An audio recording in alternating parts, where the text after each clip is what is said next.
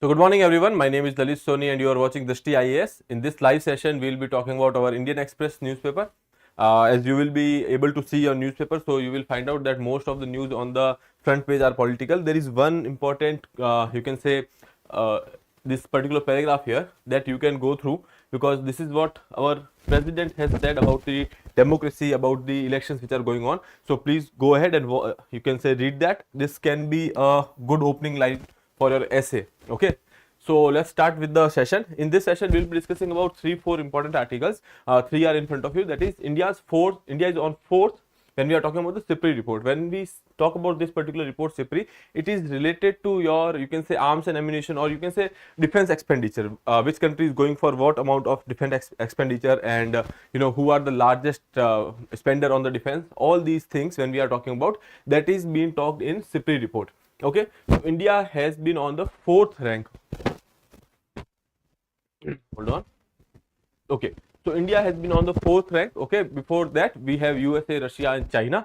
So we'll talk about this particular report. Then ethylene oxide. What is ethylene oxide and why this is in news, we will talk about. And some applications that you might remember of this particular compound, because there is this trend that if some compound is in news or something like that is happening in the news, because of which a compound is there in the, you can say, discourses, so that becomes, you can say, important for the UPSC.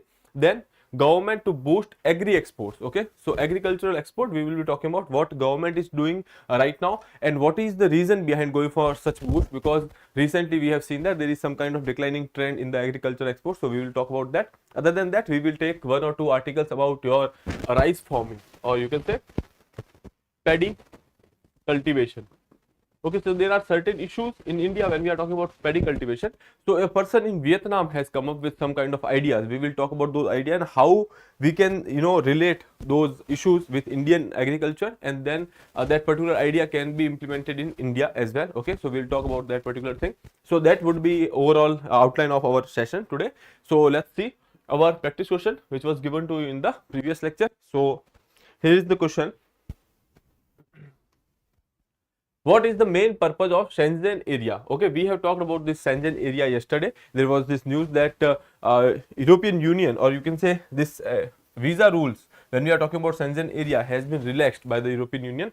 So this is the basically your Shenzen area. There are European Union countries as well as non-European Union countries like Iceland, Norway, Switzerland. These are non-European Union countries which are part of your Shenzen area. When we are talking about Shenzen area, the idea is to go for free movement of the people in that particular area of Europe. Okay, so that is why it becomes important, because there was something, you can say, visa rules which has been relaxed recently, and that is why area becomes important from the UPSC point of view or prelims point of view. That is free movement of people. Option C would be your right answer. Okay, now we can move further and start with the first article of the day. That is, government plans to focus on 20 items as agri exports slips. Okay, we will start with this article. So in the last few months we have seen that the agriculture export has been declining. Okay, why there has been decline? There are certain issues like issues in Red Sea.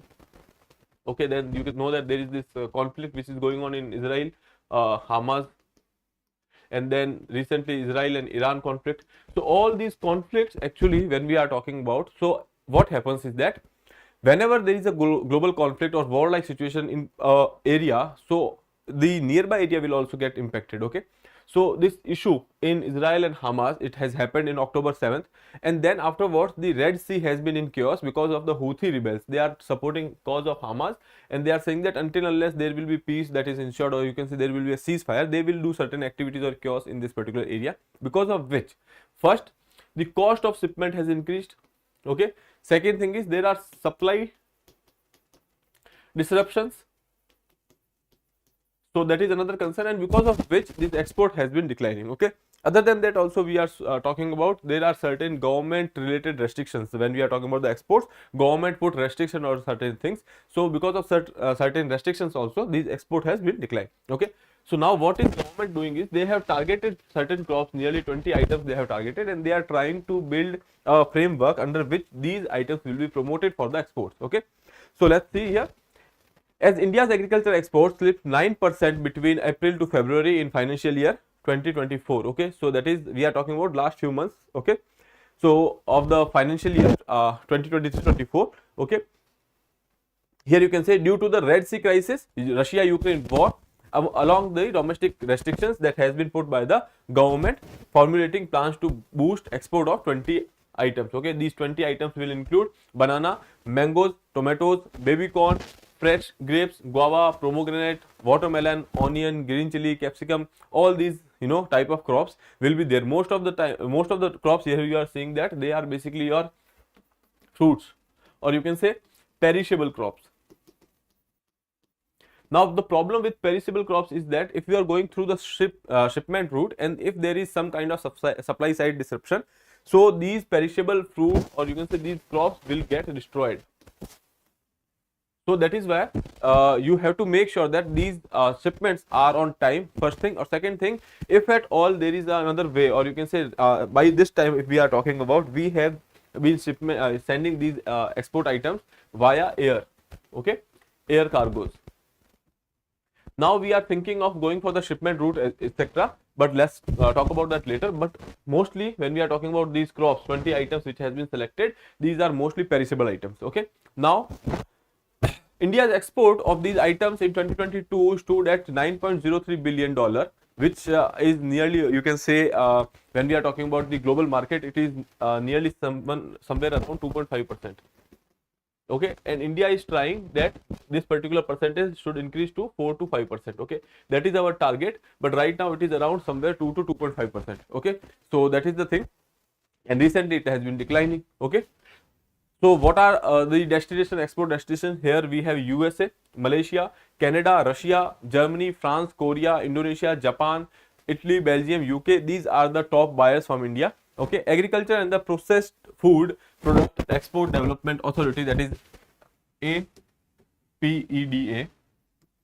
Okay, so this authority is working with the different institutions to develop protocols, sea protocols. Okay, the sea protocols here means that if they are going for the sea route and not for the, you can say, air cargos, if they are going through the sea route, so what things can be done differently so that these perishable items can be exported on time without any kind of food being destroyed. Okay, so they are working with different institutions to develop sea protocol for ginger, pineapple, mangoes and oranges to promote shipment through sea routes. At present we are going through the air routes, mostly air cargos are there. Okay, developing sea protocol, there will be some you can say benefits of that, because when we are talking about air cargos, first they are costly. Okay, second thing is there are some logistical costs which are involved in that, so that particular thing can be reduced because we are going for the sea route. Okay, enables a quantum increase in the export. Okay, when we are going for the air cargos, there is a limited amount of you can say a shipment which can be sent in one cargo, but when we are going for the sea route,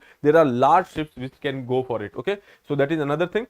Here you can say the official data show that exports of 719 scheduled agriculture products APEDA basket has declined by 6%. So that is the decline which has been seen recently. By 6% it has been declined.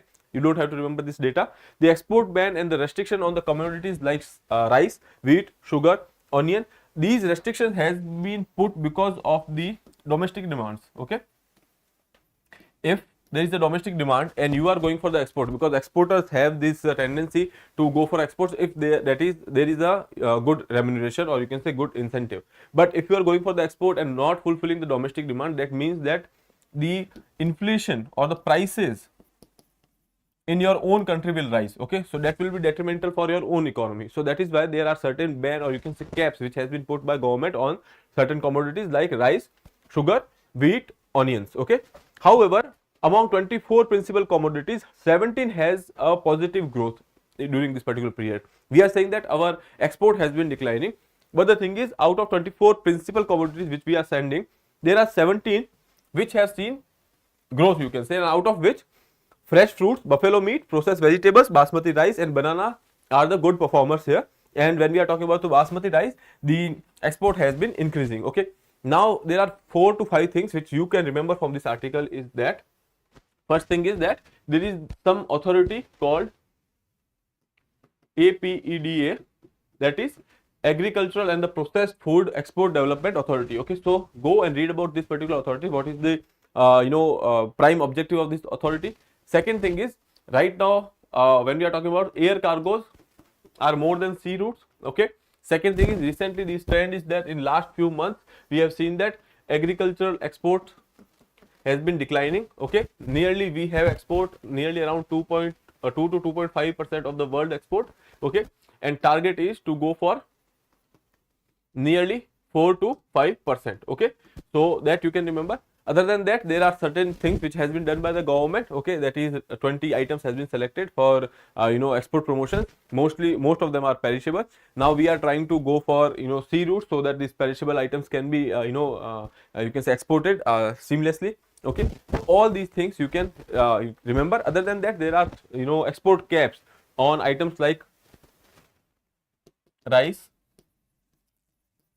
wheat, sugar, onion. Mostly they will not ask you, but just know the idea. You should have an idea about the community, what kind of commodities are basically under your export bans, or you can say there is a quantitative restriction on these. Okay, so I hope this is clear, this article is clear. Now we can move forward. So second, India is fourth largest military spender in 2023. Okay, fourth largest. When we are talking about the first, second, third, you will have USA, then you have China, you have Russia. These are first, second and third. And when we are talking about India, India is fourth rank holder. Okay, so that is one thing you should remember. India is spending a lot on defense expenditure now. Okay, with military expenditure nearly $83.6 billion in 2023, India was the fourth largest spender globally. Okay, and who gives, or you can say who comes up with this particular report? That is SIPRI. Okay, SIPRI, Stockholm International Peace Research Institution. Okay, so please remember that Stockholm International Peace Research Institution. Okay, so that is SIPRI is the you can say institution which comes up with this particular report. So here you can say $83 billion which has been spent, and fourth largest spender which is India in 2023. Stockholm International Peace Research Institution has come up with this particular report. The result of growing personal and the operational cost. When we are talking about the highest expenditure, most of this is going for the, you can say, personal cost and the operational cost. Okay, when we are talking about this personal cost and the operational cost, these are basically, you can say, salaries. Okay, or you can say your pensions. All these things are also included in that. When we are talking about the proper defense expenditure, or you can say on the procurement, that is nearly about 22%. Okay, that is nearly 22%.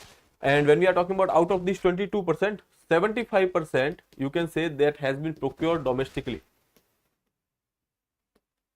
Like if you have like 100 rupees, or total budget is 100 rupees, out of which you are only spending 22 rupees on this you can say defense expenditure.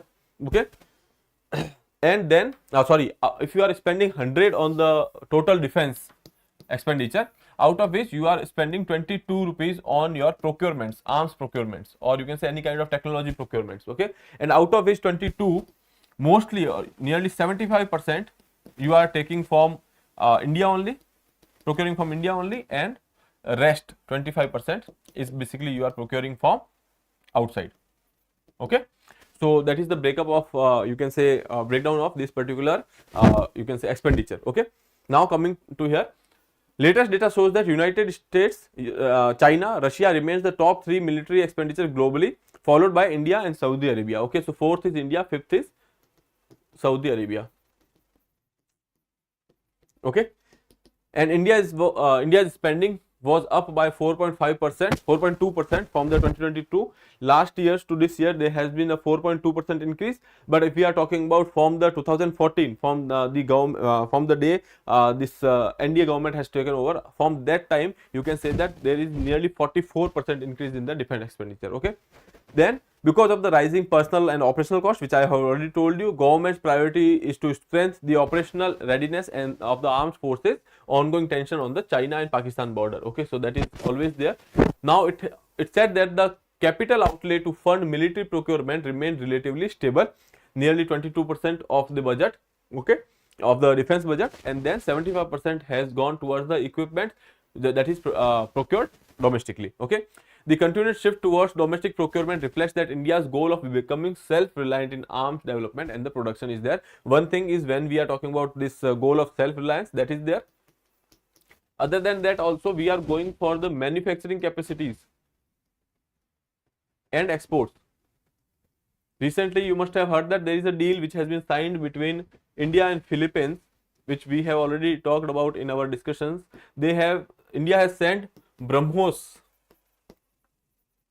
missile to Philippines. Okay, so that is the first such delivery which has been given by India to Philippines. Okay, now here you can see the United States, China, Russia, India, Saudi Arabia together account for nearly 61% of the military expenditure worldwide. Okay, we are talking about the all together whole every nation. If we see 64% is expended by nearly top 5 countries. Okay, so then last is Ukraine has been on the 8th rank. Okay, because of the war which is going on over there. So Ukraine is on the 8th rank. So that is about your SIPRI report. Please go ahead, read about this particular institution, that is SIPRI, where is that headquarter, etc., so that you can go. Other than that, if there is any other report which has been submitted by SIPRI, okay, mostly this report when we are talking about the defense expenditure and arms and ammunition, that is been given by SIPRI. Okay, ranking, that is USA, China, Russia, India, Saudi Arabia. These are the names you should remember. Other than that, when we are talking about the expenditure, nearly out of the total defense expenditure, we are going for the 22% for the procurement.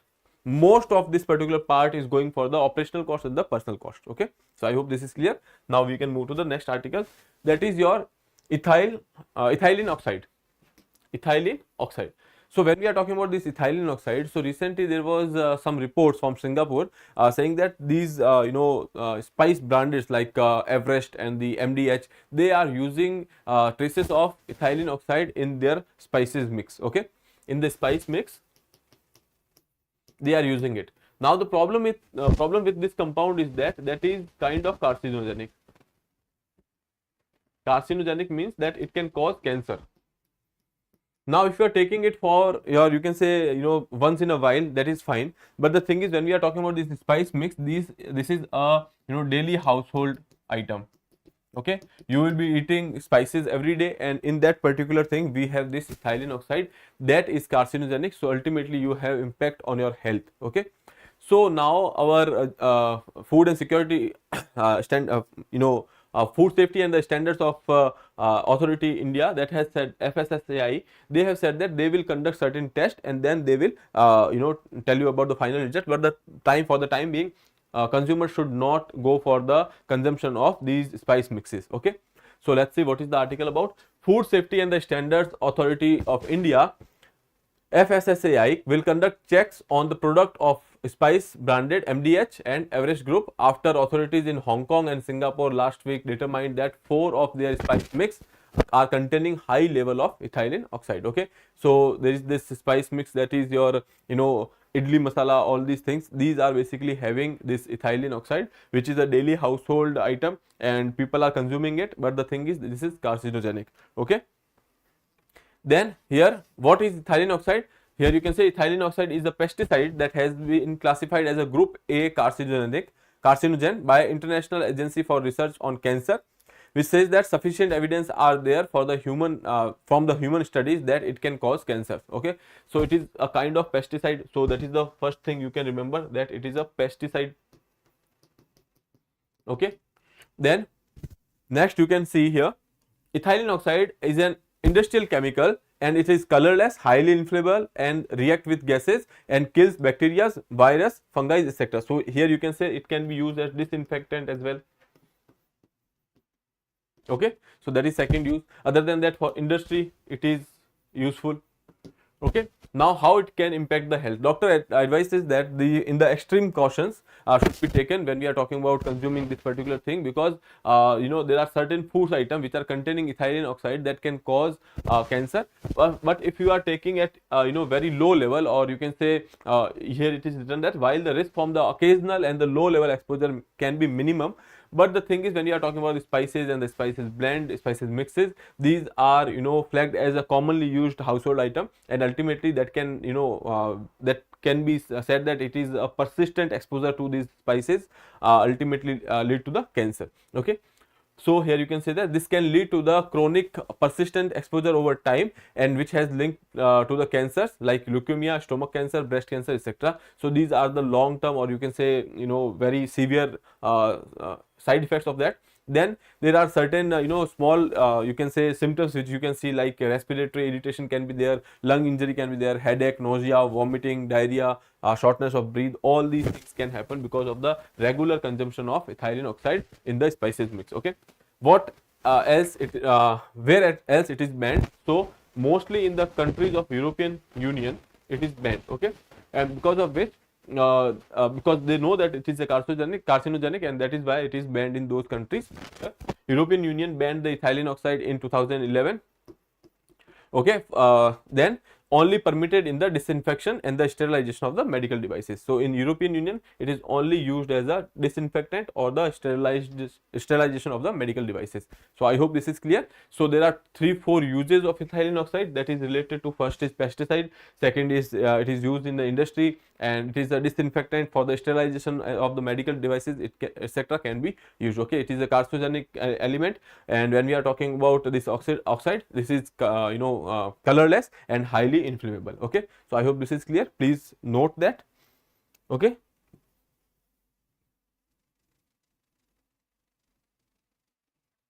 now we can move further. I have told you about that we will be talking about certain things which is happening in Vietnam, or I have told you that there is a particular practice which has been started by a person in Vietnam. So we'll talk about that. Mostly we'll be concentrating ourselves in the paddy cultivation. This paddy cultivation in India is also a, you know, problematic thing, because you know, this paddy require a lot amount of water, or mostly when we are talking about, sorry, when we are talking about this water requirements of paddy or rice, these are very high, and farmers usually go for the submerging of the you know, fields, rice field with water. So that is basically a you know, cause of concern, because in that you know, when you are going for the submergence of the saplings in the water field, what you are doing is that the you can say oxygen is not penetrating, or you can say in the soil at that point of time. So there are some anaerobic conditions which are developing over there, and then there will be a bacteria, anaerobic bacteria, which will generate over there, and that will lead to you can say emission of methane. Okay, and methane is a greenhouse gas, you know that, and it will you know, have some effect of warming, etc. So it has a you know, very high warming potential as well. So that is why it is a cause of concern, because it is a highest emitter when we are talking about you know, agriculture. So paddy fields are kind of, you can say, a source of methane emission. So that is cause of concern. Other than that, second thing, when we see after the harvesting of the paddy, we go for the, you can say, residue burning. In areas like Delhi, you must have seen that in the nearly October, November, December time, you will see that there is a lot of you know, there is a lot of you know, pollution at that point of time, because the, you know, nearby areas like you know, fields of Punjab, Haryana, they go for the you know, paddy residue burning, ultimately because of which also there are pollution which has been caused. Other than that, when we are talking about the sapling, you have to plant these saplings individually in the you know, field. So a lot of labor is required. Okay, so when labor is required, so cost will increase. Okay, so ultimately the remuneration to farmers will be reduced. Okay, so that is another issue with respect to this. So these are certain issues when we are talking about the you can say rice cultivation or the paddy cultivation. So now we will see what is happening in the Vietnam. Okay, hold on a second.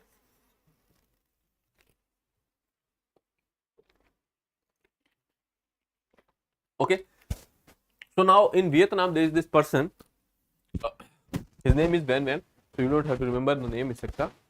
Now this person has come up with there was this particular company to whom he was exporting his produce. He has, you know, collaborated with the company, and for like 2-3 years they have researched certain methods, and then they have come up with a mix of few methods, and now they are saying that because of this method, water requirement has reduced. Second, labor cost has reduced. Okay, yield is same, no effect on that. Okay, burning, residue burning has been avoided. Okay, so all these benefits has been happening from this particular method. Now the thing is, these are all methods which are basically of issue when we are talking about India as well. Okay, so that is why let's see this particular article.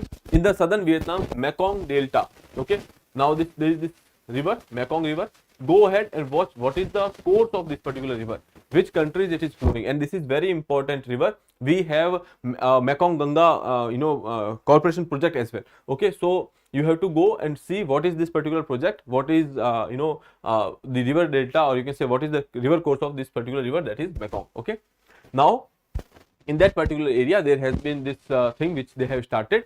Here you can see that what they have done, that one thing is that they will not go for the submergence of the water fields with this particular, you can say, they will go for alternative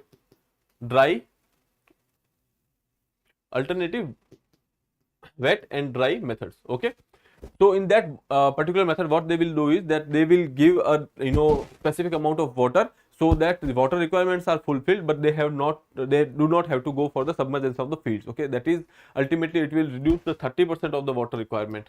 Okay, so that is one thing. Second thing is, what they are doing is they are using drones for the supply of the fertilizers. Okay, and they are using organic fertilizers.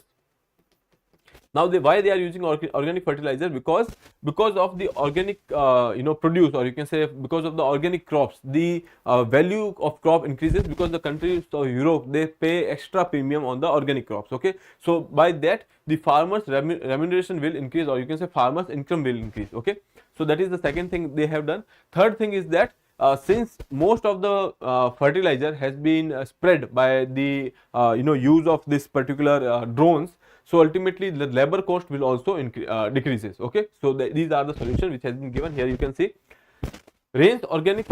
Here it isn't entirely flooded. Okay, so first they are not going for the flooding of the field. Second, they are using the giant drones for rains of the organic fertilizers. Okay, basically spreading the organic fertilizers onto the knee-high rice seedlings, which is present over here.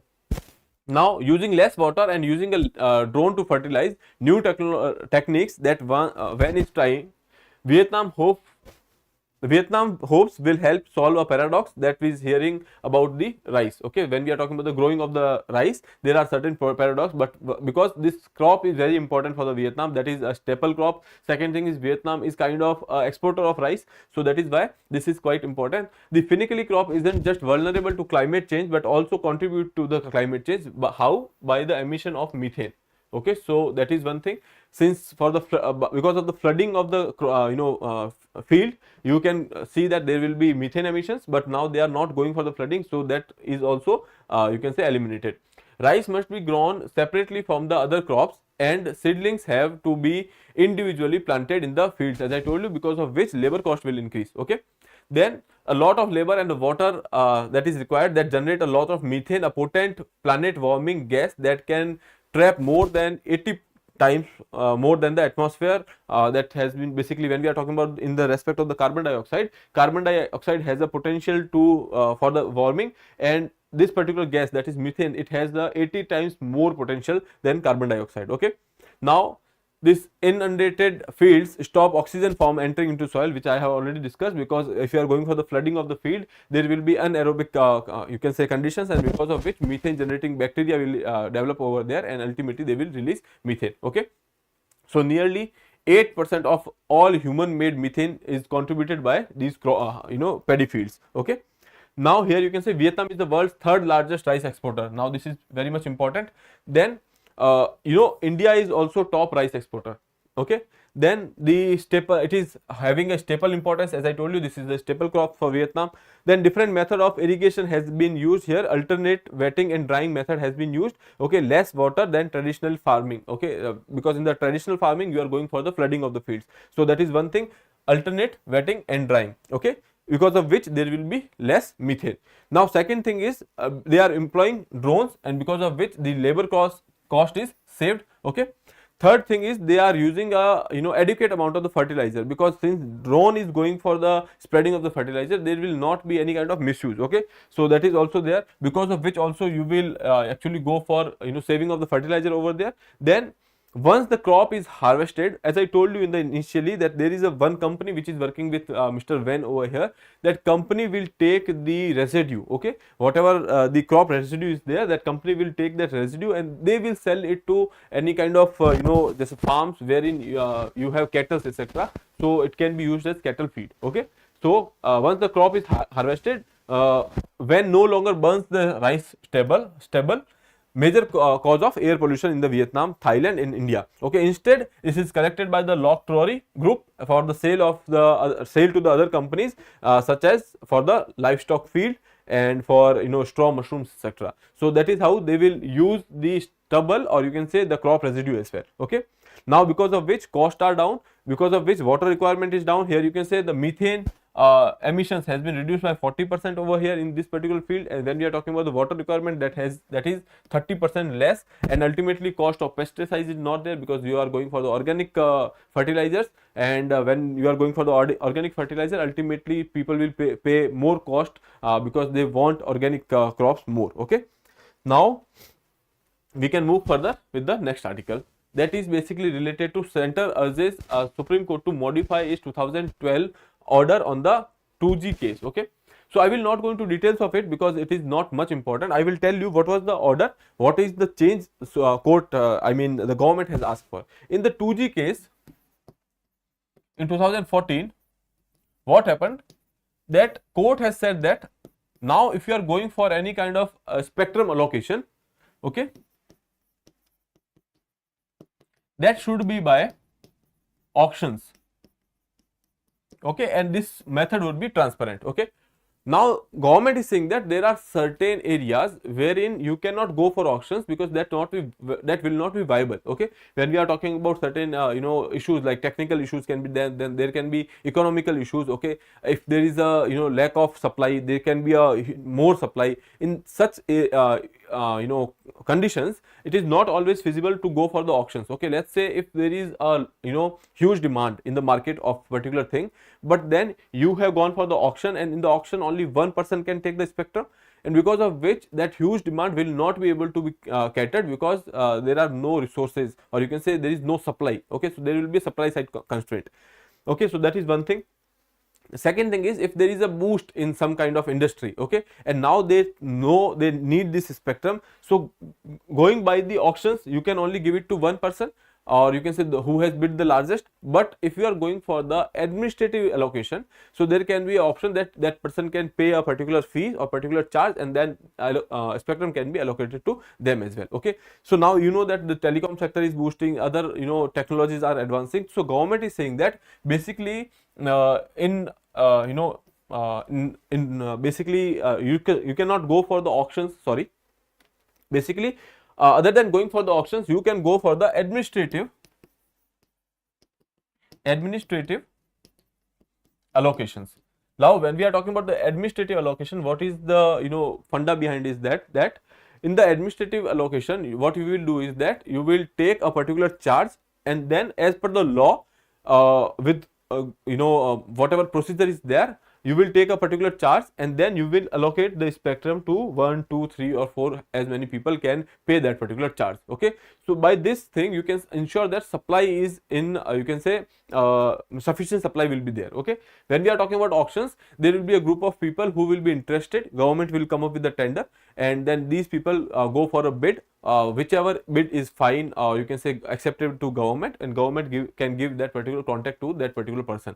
Now there will be only one person who is basically authorized to use that particular spectrum in the auctions. But when we are talking about administrative allocations, those people who are paying for it, they can go for it. Okay, so ultimately now here in this particular case, government is saying that they are asking Supreme Court to review this particular judgment, and wherein, because in the judgment they have said that there is this word which has been used, that is perhaps. Okay, and government is saying that since court has used the perhaps, it means that they did not mean to restrict themselves to auctions. Okay, but there was a scope for other methods as well, which has been provided by the law. Okay, and they should be as per the law, and that is why now government is saying that we can go for the administrative allocations. Recently when we are talking about this particular when we are talking about this particular allocations, there are certain specific fields like security, like space endeavors, etc. For them, when we are talking about the defense manufacturing, when we are talking about the space, or when we are talking about the entry of private players in the space sector, in that regard there is a high demand of spectrum that will be used in the future, and that is why government is pushing for the administrative allocations. Okay, I hope this is clear. Now we can move further. Next article is related to your thermal power units that can sell surplus power from the linkage coal in the market. Now this article per se is not very much important, because I will tell you what is linkage power, linkage coal over here, and they are saying that since this time there will be a lot of you can say temperature will be high, there will be lot of heat, summers will be very crucial this time, so no doubt there will be you can say peak in the power demands. Okay, people will be using more electricity, and that is why the industry which is generating power, they have been given that if there is a linkage coal, even you can use that linkage coal for the generation of the electricity, and we will purchase that surplus. Okay, so government has said that all these there are nearly 14 big producers, and government has told them to go for the production. Surplus will be bought by the government over here. Now they are talking about the linkage coal. Linkage coal is basically, here you can say that the coal that is linked to the coal companies, that is linked between the coal companies and the power generators. Okay, so when we are talking about the power generators and they are a coal company, they will have this agreement, and they will sell this coal to the power generating company, and these companies are not going for the more production, because there is lack of storage capacity. When we are talking about the storage capacity, we have a lack of storage capacity. Ultimately you cannot store much surplus, and that is why they are not going for the peak productions. Okay, or you can say their whole capacity or whole potential productions. This time government has said that they will take the surplus, so you can go for it. Okay, so here you can say use of linkage coal, that is coal that is linked between the coal companies and the thermal units against the power purchase agreement. Okay, so there is this power purchase agreement, in that whatever coal requirement or the agreement provisions are made, that is what is called linked coal. Okay, linkage coal.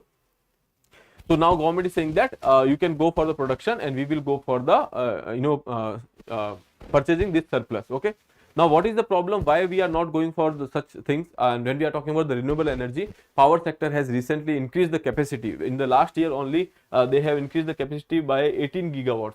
So why is that you are still going for the thermal production? Because the thing is, when we are talking about this renewable power or renewable installed capacities, we do not have the storage capacities. When we are talking about the solar energy, wind energy, they are energies which are the energies are produced at a particular peak hour. When we are talking about solar energy, that will be produced when there is sun. Okay, and in the evening time, when there is a peak demand, then there will not be any sun. But the thing is, we don't have any storage infrastructure, so the solar power at that point of time will not be of any use. Okay, when we are talking about the wind power will be working at the time when there is a high wind speed. Okay, but the thing is, when there is a high wind speed, we can only produce the electricity which is required, because we don't have the storage capacities. Okay, so that is why basically we are not pushing for the renewable energies, because of the lack of the storage capacity. We are mostly dependent on the thermal electricity as of now. Okay, now way forward is to go for creation of this particular storage capacity, so that at the peak hours, when there is like when we are talking about the sun or solar or wind energies, whenever there is a possibility of generating the energy, that energy can be generated and stored somewhere, and ultimately when there are peak hours, or you can say peak demand hours, at that point of time that can be dispersed. Okay, but that infrastructure is not yet in place. There are certain data, you don't have to go with the data, just remember that what is linked to coal or linkage coal, that is basically the coal which is there in the power purchase agreements. Okay, and this is the agreement between your coal company and the thermal units. Okay, so I hope this is clear. Now we can move further. That is basically story of Doordarshan. So you can go through this particular article, that can be for your own read, because recently there has been a change in the logo of Doordarshan. Okay, earlier there was a different logo, and now they have gone for the change of this particular logo, and there are certain you can say debates which has been started in the public domain in that regard. Okay, so you can go through this particular thing. Here there is one thing which is given over here is that when we are talking about this Doordarshan that has started the telecast, or officially you can say from the 1965, okay, that is All India Radio. And then when we are talking about the transmissions, that has extended to Mumbai and Amritsar in 1972, and the logo has gone colored in 1980s, somewhere. So you can go through this particular article. Per se, you don't have to remember anything. Just remember this particular thing, that we have started the transmissions back in 1959, but the first time officially transmission began from the 1965 as part of All India Radio. Okay. So I hope this is clear. Now for your from the world affairs, there is not much to discuss, because this particular thing which has been going on in the Israel Gaza, which is same, which is again and again repeating it would not be of any use. Then deportation to Rwanda, which we have already discussed yesterday. So I will not go into details of it. Just go through the country locations and the nearby areas of the Rwanda. Okay. So I hope this is clear from the world side. Then for your own read, there is this reservation for Muslims, Andhra Pradesh case and the issue before the court. This particular article, which we will be discussing in the details in the in news program. Okay, so you can go through those videos of the in news and understand this particular article, which is related to reservation somewhere. Okay. So that is about this particular today's discussions. Now we can move to the practice question, that is your which of the following is not a health hazard associated with the ethylene oxide exposure: carcinogenicity, then irritation to respiratory system, neurotoxicity, and hypertension. We have already talked about all these things, so you can attempt this question and answer in the comment box. So with that, I would like to take your leave. If you have not subscribed the channel, please subscribe the channel. Thank you.